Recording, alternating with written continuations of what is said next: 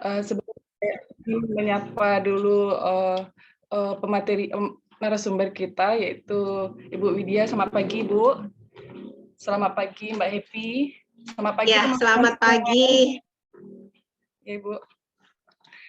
Baiklah, pada kesempatan kali ini saya akan memaparkan materi saya yaitu tentang kesehatan dan gizi anak usia dini dengan submateri perilaku hidup bersih, sehat, dan aman atau PHBS. Adapun tujuan kita mempelajari PHBS ini yaitu karena pentingnya PHBS ini disampaikan atau diajarkan kepada anak sejak usia dini. Baiklah Ibu Bapak, sebelumnya saya akan memperkenalkan diri dulu. Tumbuh subur pohon cempaka, pohon bagus namanya mahoni. Terima kasih atas kesempatannya. Izinkan saya memperkenalkan diri. Nama saya yaitu Nama saya Rahmi Yuna.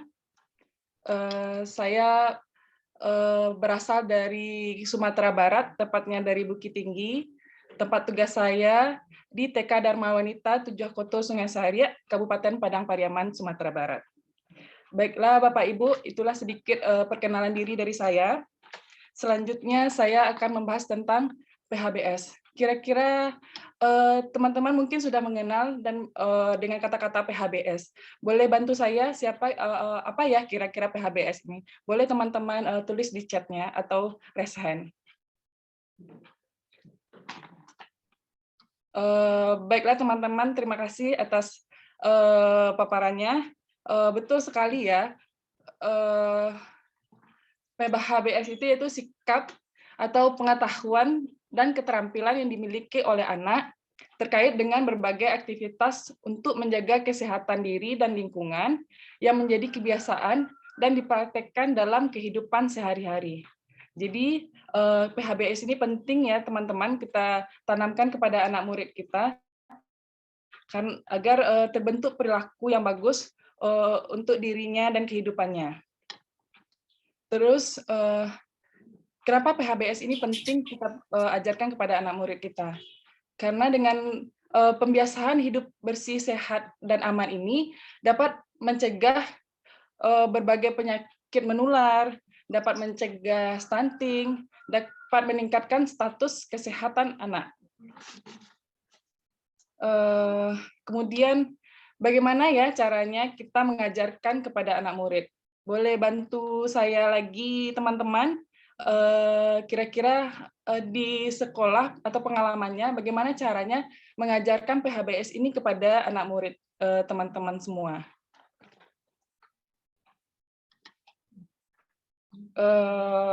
Iya, yang pertama mungkin ya betul. Yang pertama mungkin keteladanan. Biasanya kita sebagai orang dewasa kita dulu yang memulai memberikan contoh kepada murid kita. Misalnya pada saat sekarang ini kita harus menggunakan masker ketika kita keluar rumah. Jadi mungkin dengan melihat seperti itu, dengan terbiasa melihat orang dewasa sekitarnya menggunakan masker, anak-anak pun akan senang menggunakannya, akan mau menggunakannya. Nah, kemudian yang kedua yaitu dengan pembiasaan misalnya. Dengan pembiasaan sehari-hari, misalnya sebelum masuk sekolah, kita ajarkan kepada anak murid kita untuk mencuci tangan dulu di halaman sekolah. Dengan mencuci tangan, dengan terus-menerus kita biasakan, kita ingatkan, mungkin anak akan menjadi terbiasa. Dan makin lama anak-anak akan tahu, oh kita sebelum masuk sekolah harus mencuci tangan dulu ya. Gitu. Jadi ketika dia lupa, dia akan kembali lagi. Oh ya, saya belum cuci tangan Bu, saya cuci tangan dulu. Nah, akan timbul pembiasaan dalam dirinya. Kemudian kondisian dengan pengkondisian yang saat sekarang ini karena banyaknya virus, jadi mungkin kita biasanya di sekolah tidak ada wastafel untuk cuci tangan, mungkin kita usahakan untuk mengadakan wastafel di luar sekolah.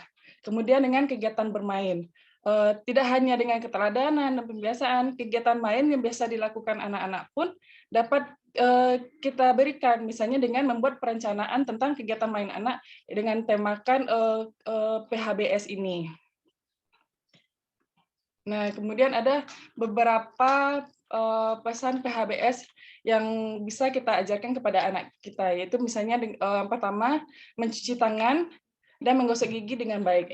Mencuci tangan di sini yang seperti apa? Mungkin kita harus mencuci tangan dengan sabun, lebih sering-sering mencuci tangan, terus kemudian ada lagi menggosok gigi dengan baik dan benar, ya minimal misalnya 2 kali dalam sehari gitu. Kemudian ada lagi memotong kuku tangan dan kuku kaki minimal 1 kali seminggu. Kemudian olahraga dan aktivitas fisik. Kita bisa mengajak anak-anak murid kita pagi sebelum kegiatan dimulai dengan mengajak anak-anak kita olahraga atau senam pagi di luar. Dengan paparan matahari yang diterimanya, mungkin anak-anak kita akan mendapatkan vitamin dari itu gitu. Kemudian tubuhnya akan menjadi lebih segar untuk menghadapi pelajaran kita yang akan kita berikan nantinya. Kemudian istirahat yang cukup.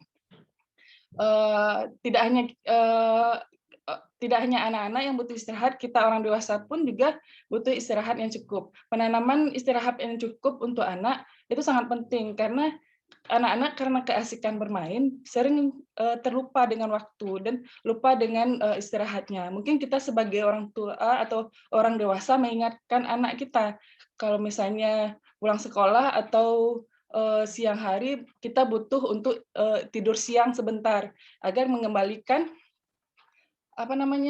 energi kita kembali gitu.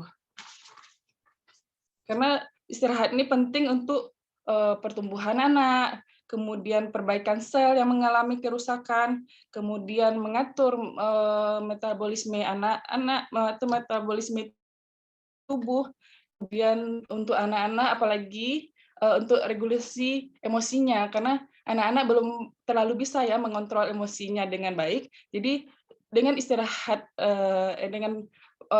yang cukup itu bisa mengatur regulasi emosinya. Kemudian dengan menjaga kebersihan diri, bisa dengan kebersihan diri dan lingkungan. Untuk anak-anak kadang kan mandi pun perlu kita ingatkan, perlu diajak lagi gitu. Jadi penanaman kebersihan diri dan lingkungan perlu kita berikan kepada anak kita agar anak kita tahu oh mandi itu biar badannya bersih, biar kuman-kumannya pergi gitu.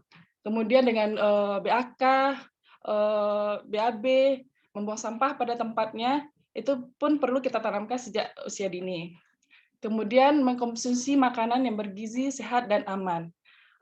Makanan yang sehat perlu saat ini tidak hanya makanan anak kita tidak hanya kita memberi makan anak kita tidak hanya membutuhkan kenyang ya, kita harus memikirkan mencukupkan makanan anak kita apakah itu bergizi, apakah sehat, apakah aman untuk dikonsumsi anak kita. Kemudian yang terakhir mungkin imunisasi dasar atau wajib lengkap yang mungkin harus kita siapkan untuk anak kita sejak anak kita usia dini. Baiklah, 2 menit lagi ya Bunda. Baiklah teman-teman, 2 menit lagi itu yang dapat saya sampaikan. Bolehlah dari sepanjang itu paparan saya, bolehkah saya minta bantuan kepada teman-teman menarik kesimpulan dari apa yang kita pelajari hari ini? Oke, terima kasih teman-teman. Betul ya teman-teman, kita dapat menarik kesimpulan dari perilaku hidup bersih, sehat, dan aman ini. Ya, salah satunya yaitu perilaku hidup bersih ini, perilaku hidup bersih, sehat, dan aman melahirkan generasi yang sehat, kuat, dan cerdas, dan mencegah lebih baik daripada mengobati.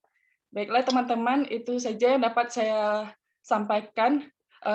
Terima kasih atas partisipasinya.